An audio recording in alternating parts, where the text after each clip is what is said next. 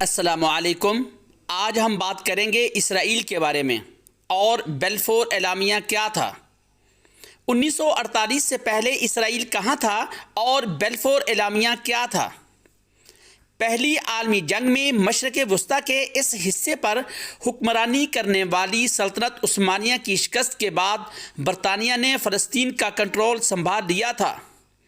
اس سرزمین پر اس وقت یہودی اقلیت اور عرب اکثریت کے ساتھ ساتھ دیگر چھوٹے نسلی گروہ بھی آباد تھے۔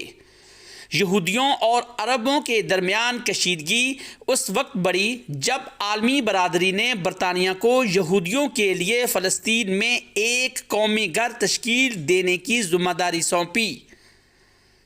یہ کام 1917 کے بلفور اعلامیہ کے تحت ہوا، جب اس وقت برطانیہ کے وزیر خارجہ آرتھر بلفور نے برطانیہ کی یہودی برادری سے کیا تھا۔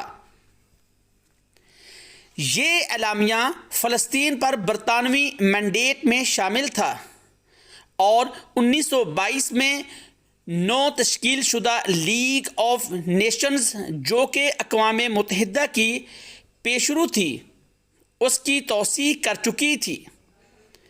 یہودیوں کے لیے فلسطین ان کا آبائی وطن تھا، لیکن اس علاقے میں نسلوں سے آباد فلسطینی عرب اس دعوے کے مخالف تھے اور انہوں نے یہودیوں کے لیے ایک قومی گھر، جسے برطانوی اقدام کی بھی مخالفت کی، سن 1920 اور 1940 کی دہائیوں کے درمیان اس علاقے میں رہائش اختیار کرنے کی خاطر پہنچنے والے یہودیوں کی تعداد میں اضافہ ہوا۔ ان میں سے بہت سے لوگ یورپ میں ظلم و ستم، خاص طور پر دوسری عالمی جنگ میں نازی ہولوکاسٹ سے جان بچا کر یہاں آ رہے تھے۔ اس صورتحال میں یہودیوں اور عربوں کے مابین اور برطانوی راج کے خلاف تشدد میں بھی اضافہ ہوا۔ سن 1947 میں اقوام متحدہ نے فلسطین کو دو الگ الگ یہودی اور عرب ریاستوں میں تقسیم کرنے کی منظوری دی اور بیت المقدس کو ایک بین الاقوامی شہر قرار دیا گیا۔ اس منصوبے کو یہودی رہنماؤں نے تو قبول کر لیا تھا، لیکن عربوں نے اسے مسترد کر دیا